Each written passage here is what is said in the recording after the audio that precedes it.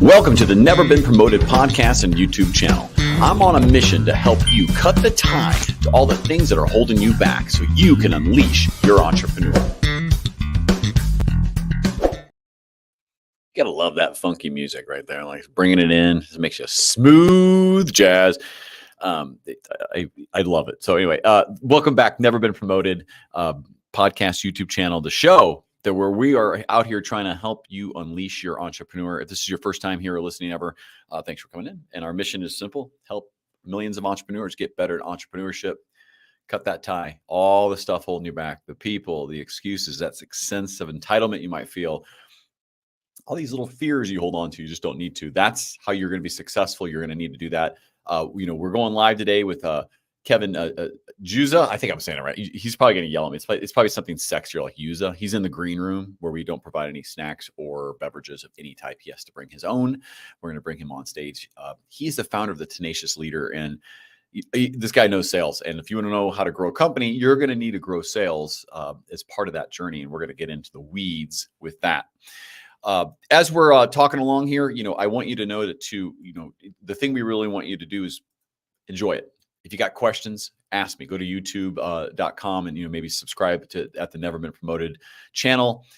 Add some comments. If you don't like the stuff, get me on LinkedIn. Tell me what you like, what you don't like about it, and give a follow and or just connect with me and let's have a conversation. But enough shameless promotion. I'm bringing Kevin to the stage. Kevin, how are you? Hey. I just finished the Doritos. Thanks. Doritos that I didn't provide for you in the health nut too. I forgot to mention he's a health nut. Oh yeah. Really. Kevin, thanks for jumping in. It's Juza. Is that correct? Every letter. Juza. Juza. Yeah. I mean, I could say Juza. It's more like the sexy version. Yeah. It's like more like Juza. He's the Tenacious Leader. He's too sexy. I'm down in San Diego, so I'm close to Mexico. So you could do the Juza. I would think people would call you Juza. Juza. There's a lot of it.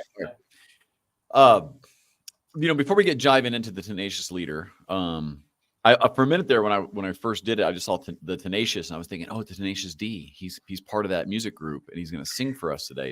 It's not the case. All right, icebreaker is not really an icebreaker. Question is more of what is the worst sales pitch you've ever heard? Worst sales pitch and it could be, your choice of format, but what is the one you're like, it's so bad it's memorable? It's just like talking about yourself the whole time.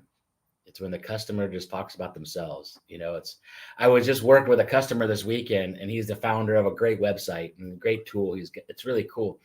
But listen to them talking on the convention floor. All he does is talk about the functions and features of the website. And the best sales pitch, you have to ask questions about what they are actually looking for. And so when you start pitching without knowing what they're looking for, you're just missing out on an opportunity to actually build authenticity and connection. Do you see this a lot in technical founders? Yes. More so than sales founders? Like they're like, oh, the features that let me talk about the code, how we got 40 lines. I see this a lot too. And I'm like, no one cares about that. And they get offended. And you're like, no, they really do not care about that. I try to, because they're so smart, because they're brilliant people. But what I do is I try to get them to think about like a puppet master.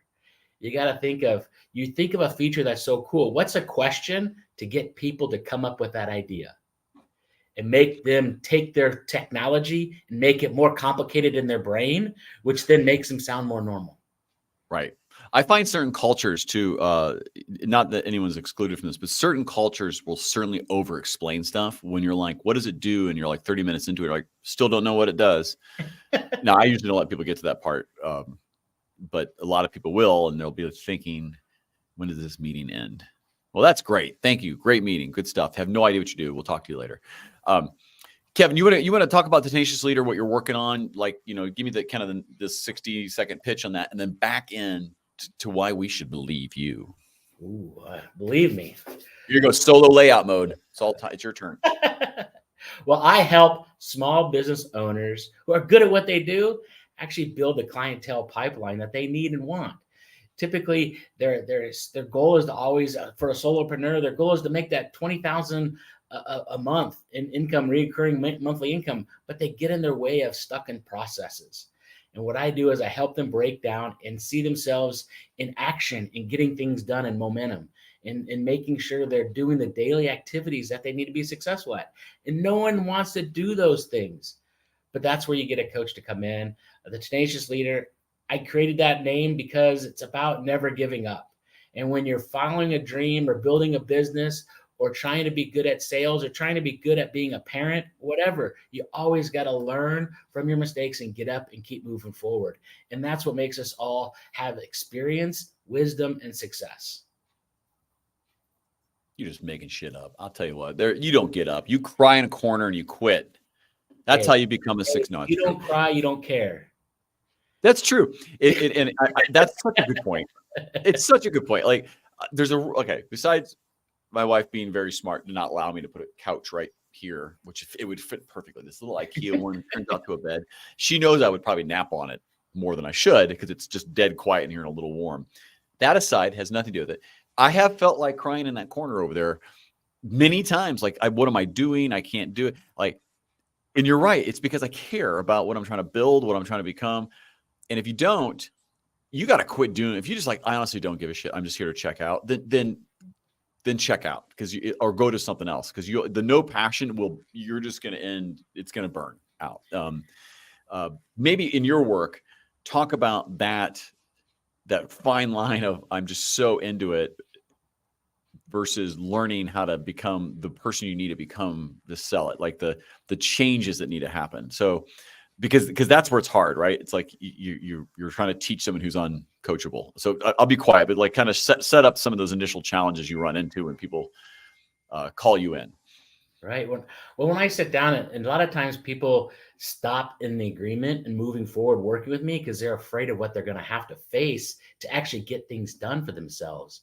You know, they have great ideas, they have the process, they have the dream, but it's those little steps they have to put in place to make it happen and get out of their own way.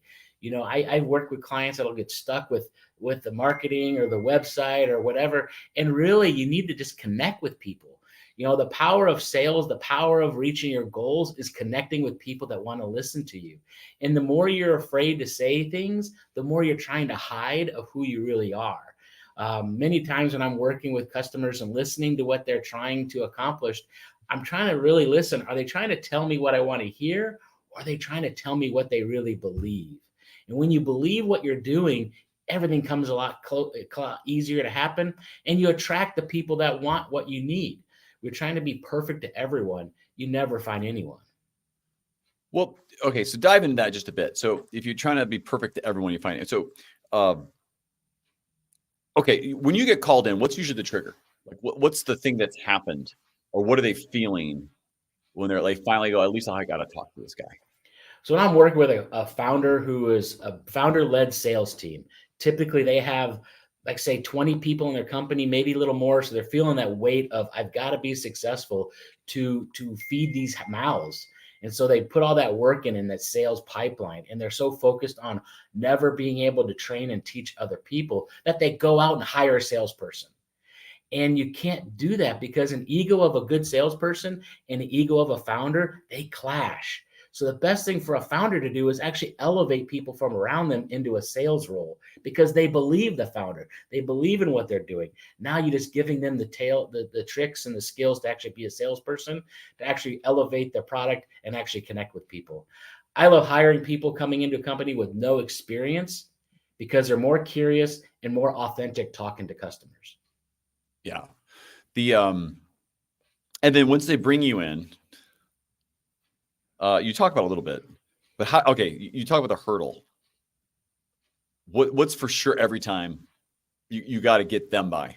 Like, I mean, because they want to do it. They want to get into this. And I know I would, but I'm curious what I don't know I'm going to face. And you're going to say to me, I'm going to be like, so let's talk about that, because bringing in a coach that actually can help you have sales has a real ROI effect.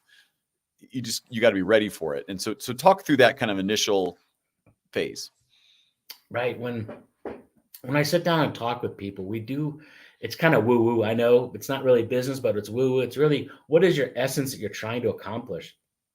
and really finding out people to get down to their true reason for what they're trying to accomplish in their sales role or their business role. And once they really figure out their essence of who they are, what they're trying to feed within them, they can then be successful moving forward. And that's typically what's hard for some people to say out loud.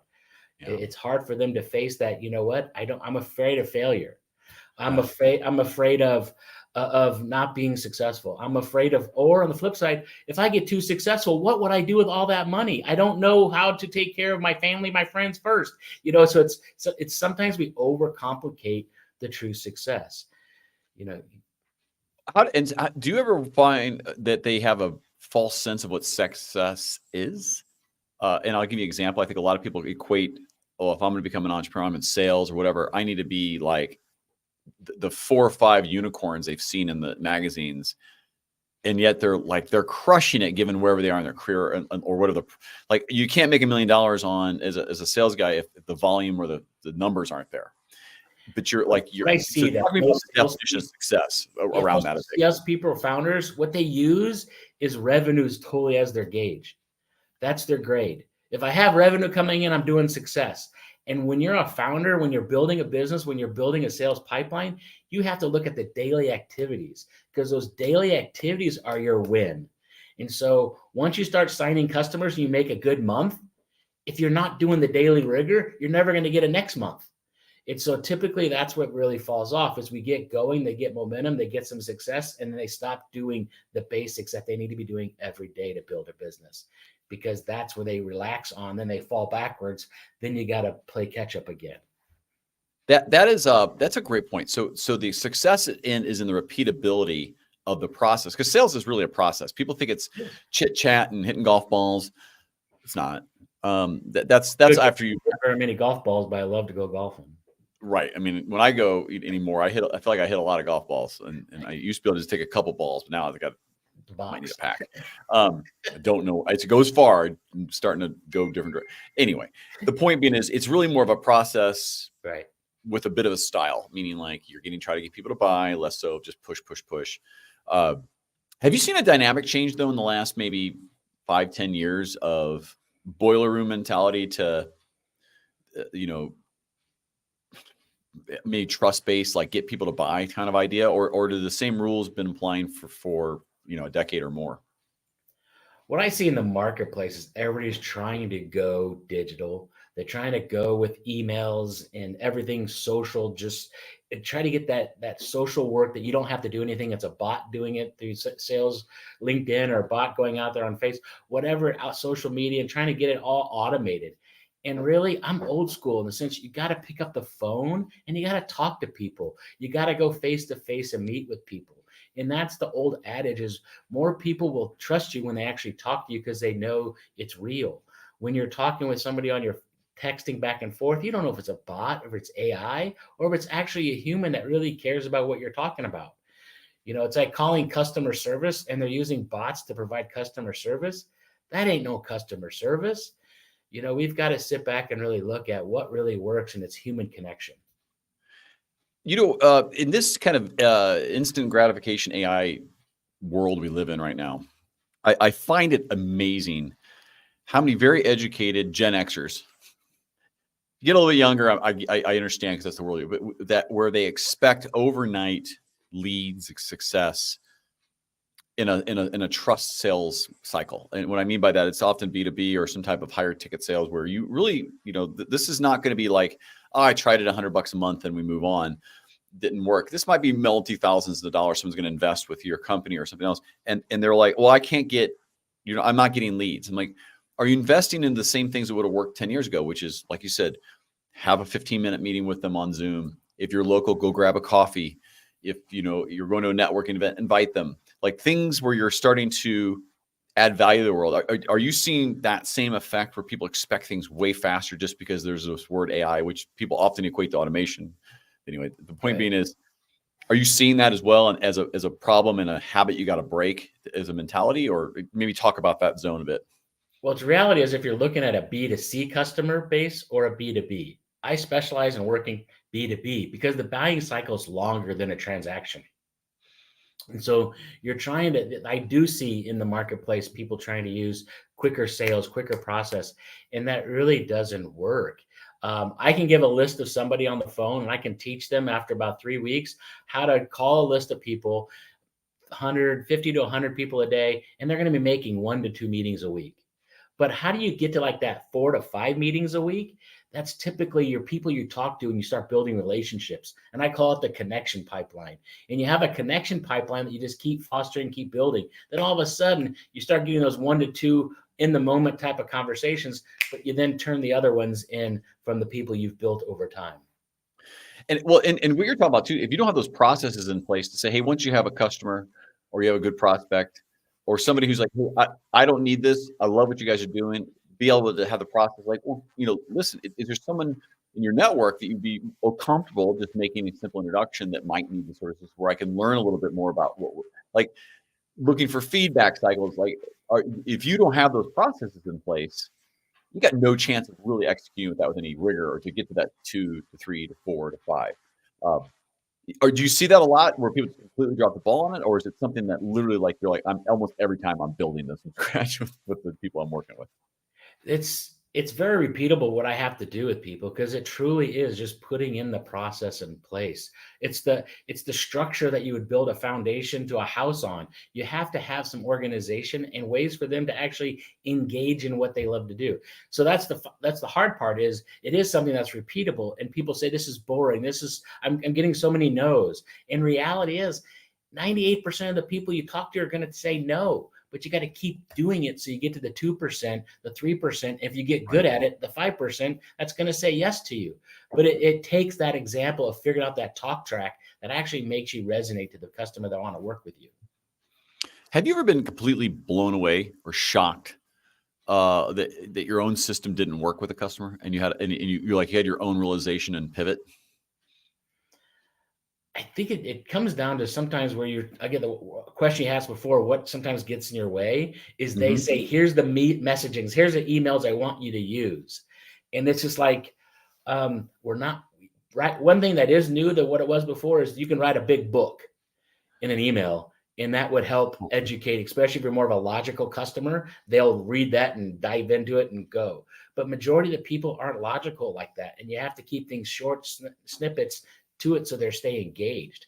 And so that's what I see as the biggest connection with people is how do you really connect to people in just 3 sentences? That's what it comes down to. And when you get people to read or react to their social media, that there is spaces for that stuff to educate or build relevancy, but it just takes that outcome to actually connect with people. Well, it does. And you're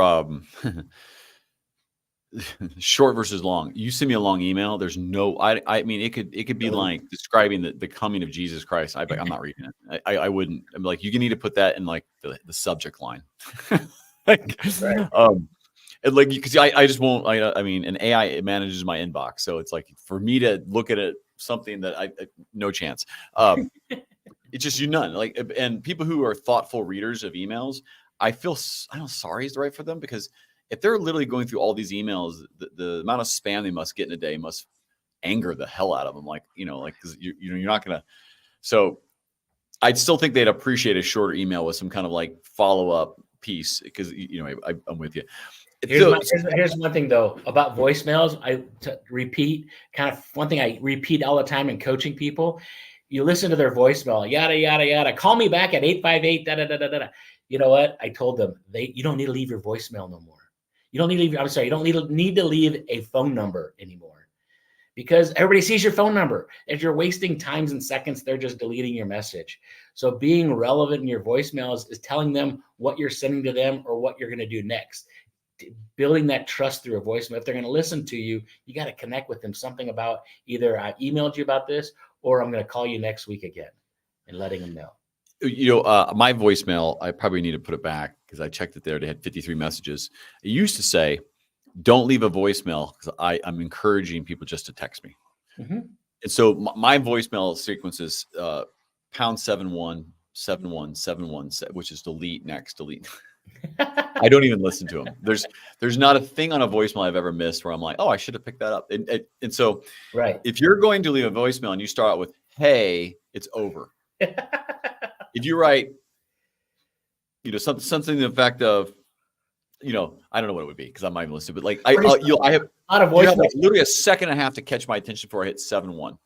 The voicemails now get translated into text messages now more than anything else. So people leaving voicemails, you got to go slow, you got to pronunciate, and you have to like have a good call to action on there, or speculating what I'm going to do to build trust with them that, hey, if I don't hear from you, I'll call you next week. And then you call them next week and you're building that trust that you're not just a robot, that you're actually a person doing your job. I would, for me, I'm kind of like, I exchange my phone number after I've interviewed or talked to somebody, and I'm like, just send me your contact card, because otherwise, in a week, I'll be like, it's spam. Like I won't remember. Like, you better send it now, because my initial responses, and I'm a pain in the ass, because I was asked the other day, like, where I was discussing this with my wife, who's in HR, and I was thinking, I said, would this be an inappropriate response to a interview question of, what are your weaknesses? And if I said something like, hey, I'm bad at pillow talk, and I'm a bad texter with too much brevity and typos. The problem is I don't communicate I'm very short. Like, I don't have time. And it doesn't explain the pillow talk part. But the point is, that was my answer. She said that isn't actually a horrible answer to give. Just remember, I've never been promoted, so don't listen to any of my advice what to do in an interview. And I've been asked to leave plenty of times. The point being is, you got to get the format right for the person who's like me. Right. And the truth is, if you can get my attention in short with the right call to action, it will work in long form, in my opinion. I don't think I think if you send long form, it's a huge mistake. And maybe you fight me on and say, hey, no, maybe. But if you're cold reaching out, it's got to be fast to the point to say, yeah, I'd love to get 10 minutes with you to talk about that. Long storm is what I establish a relationship with you. And so after we have a conversation, then I'll send you a long form with more of the details so they have a chance to dig into. If they're interested, more, they'll connect with you. I think if you sent me like short, mid, or long, and I wrote, and it's like, hey, when I send you an email I'm trying to add value since we've met, what's your pref? I'd be like, put mid. I like you enough for mid. Long's never an option. You should be like, good, here's a mid-form version of that. Right. It'd be like, thank you. Like, I appreciate you for asking. So one of our polls I'm running right now is like, about 50% of the people right now say getting meetings is their biggest sales challenge. The other one's something else, but no one commented what it was. So I'm going to guess it's getting meetings is what, or it's picking up the phone or getting meetings. And it's because they're looking for the meeting instead of looking to add the value and listening. It's that curiosity ear. So curiosity is a coaching word I use a lot when I'm working with my clients, because when you're curious, you actually give a shit about the person on the other side. And when you're not curious, you just want to talk about, I want to know if you're the right customer that's going to buy from me. And if that's all your intention of talking to somebody, the other person is not going to talk with you. If they pick up the phone and they say, oh, I'm sorry, I thought you were somebody else, so I was just about to go to a meeting. I'm calling BS. And they picked up the phone. So now have a conversation with them. Real, hey, I totally get it. Thanks for taking the call. Do you have 30 seconds? Let me just tell you what I'm here for. And you're building up a relationship with this person. You're building trust. And you give that 30 seconds and you give one or two more questions and you try to bring a conversation. Then you say, before we go any further, do you have 30 more seconds? Because I know you're busy for a meeting. Okay, go ahead. Because right now everybody's on Zoom meetings, so they can put mute on and they just go ahead and take their calls whenever they want. So if they care about what you're saying and you're connecting with if you're hearing what they're saying and you're connecting with them, they will stay on longer. It's very rare I'll pick up a phone, but and you're talking about specifically calling. That does work when someone like, no, you're super busy. I'm from here. We do this. You got 15. You give me 30 seconds to. Just kind of tell you what, how we generally. Before you hang up on me, can I tell you about 30 seconds about what I do? You kind of make a joke about it, but it's like the design that conversation is, you got to realize you have to bring this person from the world he's in to the plot of the story you're trying to tell him.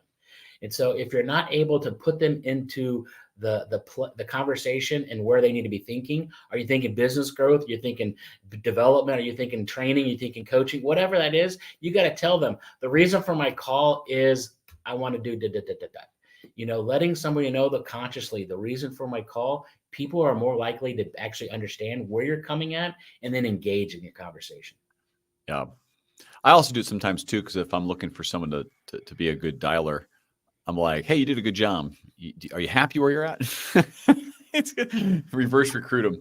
I got recruited all the time on the phone when I was doing it on the phone. You know, you're doing it right. All right. So talk about some of the trends in your industry. You talk a lot about dialing, but there's a lot of things coming down the pipe that's making that harder. So you want to talk about some kind of not threats, but things that are impacting how sales has been done and some of the maybe methods you're teaching. So maybe talk about the trends and what you're doing to kind of coach around it. Well, there's so many trends out there right now that are making everything's automated and people can do 20,000 emails a day. And so that's really being slowed down and connected through their spam filters and things like that within organizations. Customers that have relationships with people with a client, they can't even get their emails through. So you have to realize that it's you got to take your 5-6 different strategies to go after and connect with people, and you have to stay on them consistently to actually break through to make yourself valuable to someone. So just know that you can't give up, or you just can't trust one thing. You just can't do social. You just can't do email. And that's your one way to get people going. You got to bring them into your world. And once they break through, then hopefully you can establish something. Just like you mentioned, texting is something that we haven't really taken advantage of yet. And so more and more, I think government's trying to get a hold of and making sure that doesn't get abused, but we have to be ready for all the ways to actually connect with people. With COVID, we all kind of started working remotely more, so we don't really have an office phone anymore. Companies are saving money by not providing phones for people anymore in their office space because they're just forward everything to a cell phone of their employees. So no, more people are more mobile, so you have to really know you're catching them where they're at. Yeah. Do you still recommend calling me at 8:00 at night? If you're on. Oh, man. No, I do acknowledge when I get callers. Business to business, you have to be 9 to 5. It is. You have to respect that environment because most people, even though people work outside that, you have to respect the zone of business out. Yeah, I will say when you're doing something like let's say like a new deck or you're getting landscaping quotes, I'm actually okay with those ones coming after. Be like, hey, listen, I'm available this time tomorrow. Now that you picked up the phone, would you want to stop by after work? That works because I'm not going to get my time during it because I'm too busy. But after, if it's some kind of outdoor, there's different. And the point of that is that there's not one size fits all for your business. If you're trying to get somebody to help them with time savings, unlikely you're going to get them during the middle of the day. Right. So it's like you might be like, hey, listen, you're busy all day. I've tried. This is what I help you solve. Like, oh, okay, well, okay, great. Let me talk to you. I think that's amazing. In your own journey, talk about your own journey here a little bit. What have you really loved about building your company, and what's the part you wish you could just never have to deal with? What I love about my journey but what I do as the Tenacious Leader is actually just the helping of people. I love seeing aha moments on people when they get stuck. And I keep showing the mirror in front of them, and they go, I get it now. And the light bulb goes off, and then their business starts rolling. I had a client that we had a very niche product, and we only find 500 customers to go after. And we were able to make it very simple. And they were able to get 40 meetings, 40 conversations with 500 leads. And that was like a woohoo. That was such a win and so powerful. On the flip side, what I hate figuring out is I hate copywriting. And so I hate sitting down and I love ChatGPT to help give me some of that thought-provoking ways of typing and editing. I love connecting with people who are marketing people that can help me do that part, because wordsmithing, I'm too casual in my conversational writing, but that's what limits me the most. Do you help the organizations? Like one of the votes was for differentiation, and that's one that a lot of people struggle with, because I could be saying the greatest thing, but if I don't know how to differentiate on in the messaging, phone, email, whatever, text, it's just everyone's selling vanilla, right? And so, do you help them with that, or where do you see people kind of fall apart? Just take a few moments to discuss differentiation, because it's a tough thing to do with a business and what you're doing and selling. But how do you handle that with your customers? When I try to figure out the differentiating factors of people, is really, what are you truly trying to solve? because I sit down, I work with fractional CFOs. Fractional CFOs will tell me everything they do. I specialize in simplifying the process for people.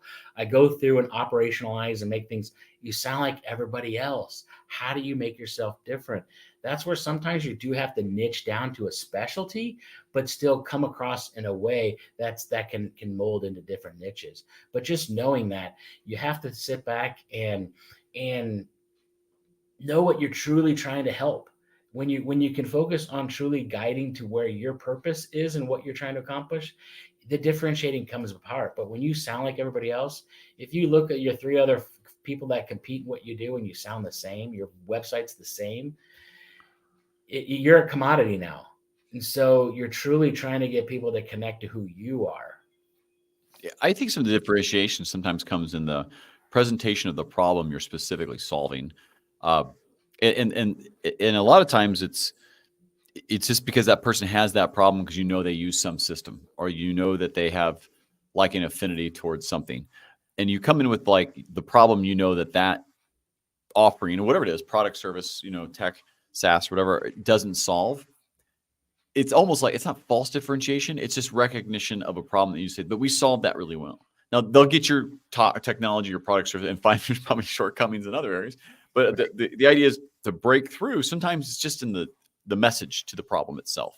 And if you're solo, sometimes the differentiator is you, and you got to own that when you work with me, it depends on what you're selling, right? You get this brain, this background, whatever else, not as scalable, but that's sometimes how you start. What do you do though in that moment though? I guess the question is, with a solopreneur type where the differentiation truly is just that person's knowledge base, their approach, their attentiveness to customer service, whatever it may be, or the combination. How do you break them out of that from a sales process to scale? You kind of go full circle of our conversation. If they don't know what kind of questions to ask to actually connect with the people they're talking with. When you sit down and you go through interviews or plays or discovery calls, how are you actually, what questions are you doing to connect with the person? And so you can set them up to be right in line with where you're trying to able to help them. I was talking with one of my friends the other day, and he was like, I just started off by saying, instead of being a fractional CFO, you know what? I'm going to help you take stuff off your plate. How about we start with that, and then we go from complex systems and processes later. Let's give you an hour or two back in your day. And that was like what people needed to hear who are stuck building a business and they needed better systems and processes in place. So really it's finding the right questions that get the customer to actually engage in what you're trying to help them with. Yeah. Maybe talk about a little bit how you're using technology. You got all this AI out there and it can be overwhelming. What's the right balance? What do you recommend to help in the sales process? I think you talk about content a little bit, but how else can you use it to really nail down the sales portion of this? I mean, there is automation when it talks about outreach and building awareness. There's so many automation tools out there that can help you build your social world, plus building up that follow-up. That's one of the key things I see missing a lot is the follow-up. So once somebody posts or likes, making sure they're getting some love or some attention from you is very important. And that's something that could be easily automated, and it could be general, but it could be also something that automated to put into your box for a to-do list and make sure it's more personalized in how you feedback it. But you can't ultimately, kind of like that rice maker, lock it, forget it, and it'll be done in 20 minutes.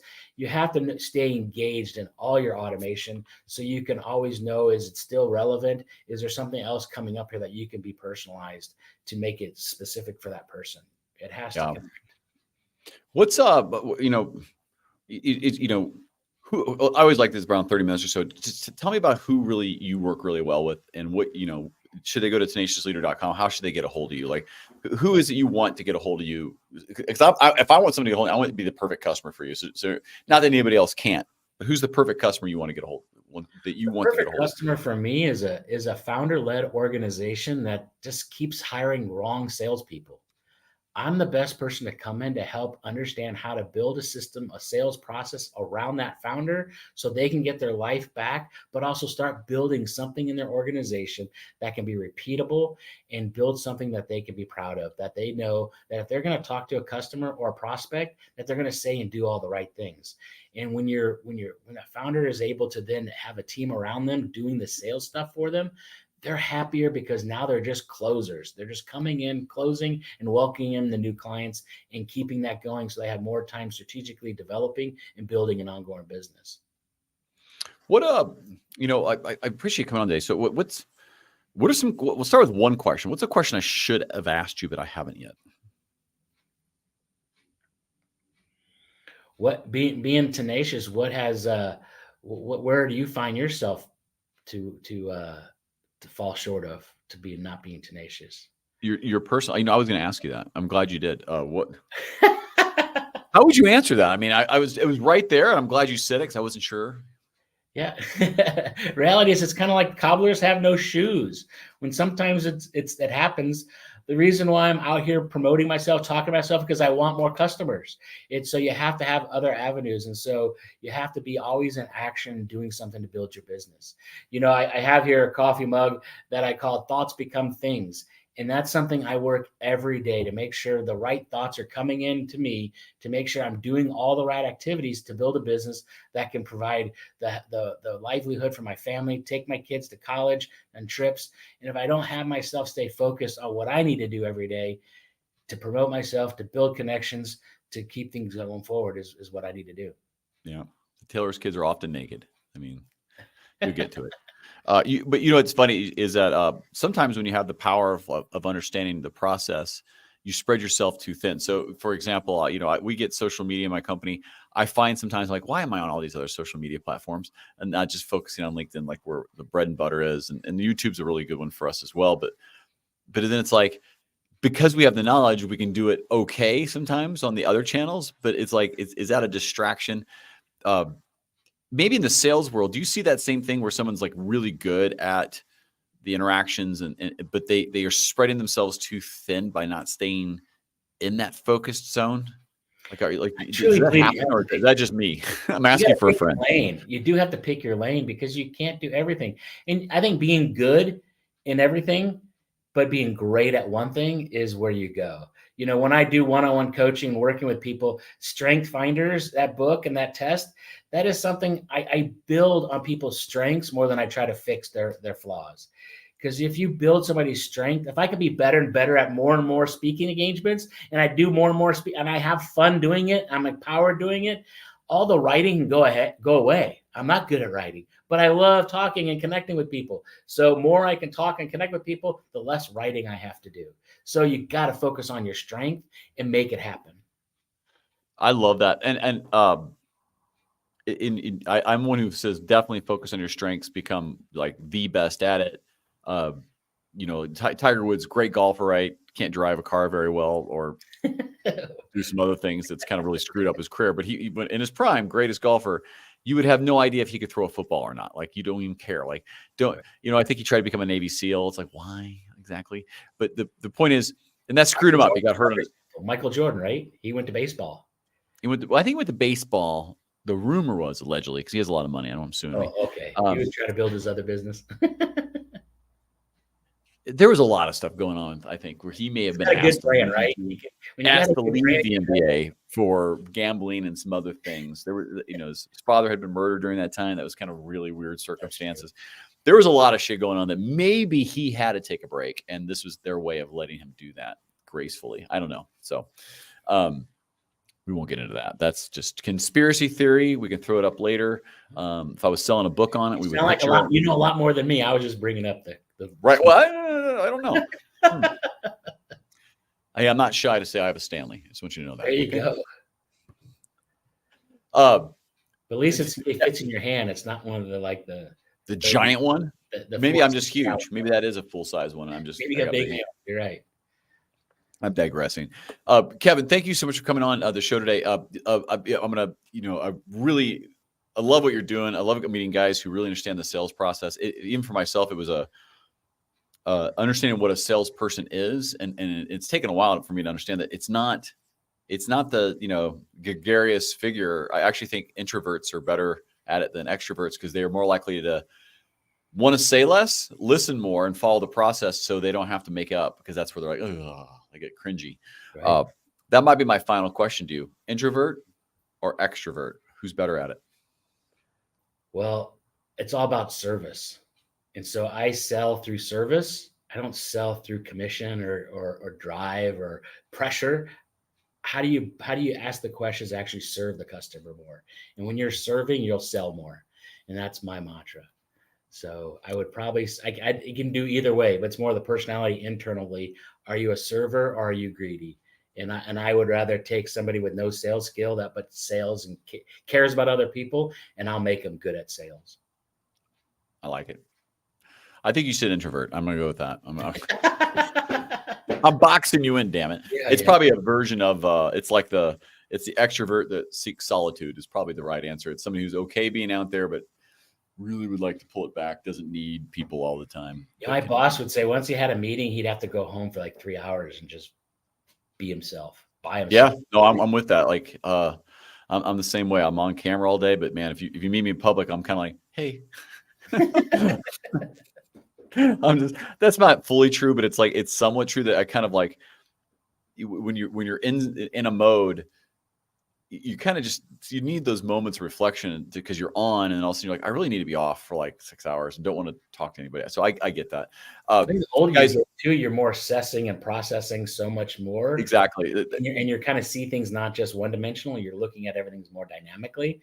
And so it does make you more introverted the older you get in sales versus younger, where you're like, come on, let's go. It's the extroverts kind of drive people crazy.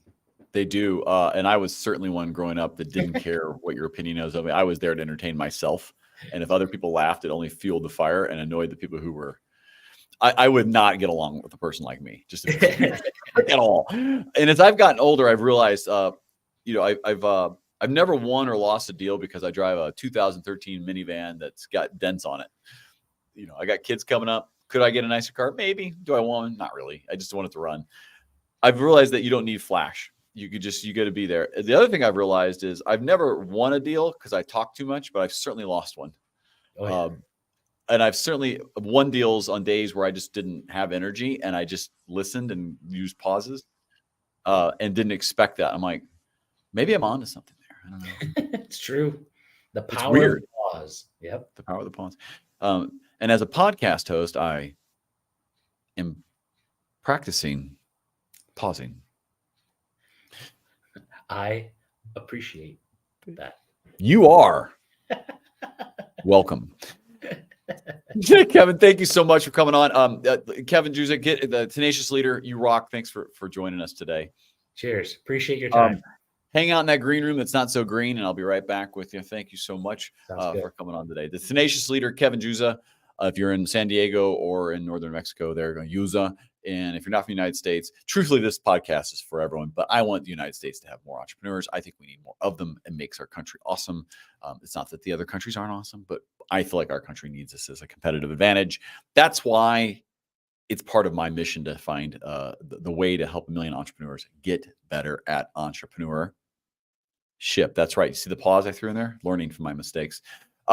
Kevin, thank you once again. Check him out, tenaciousleader.com. Get some time with him to just kind of learn what he does, because he really is super knowledgeable in a way that is fun and interactive and not cheesy. He kind of practices his own prayers and preacher and gossip and gospel. He gets right into it. If this was your first time, thank you so much. Come back again. I hope you can follow us on socials, and if not, subscribe to YouTube at Never Been Promoted. If you love the show, leave the 5-star review on the podcast. And if you don't, you want to have some suggestions or you want to come on, check me out on LinkedIn and get in touch with me. It'll actually be me, and I'll happily have an interaction with you. Till we meet again, get out there, cut the tie to stuff to hold you back, and unleash your entrepreneur. Thanks for listening.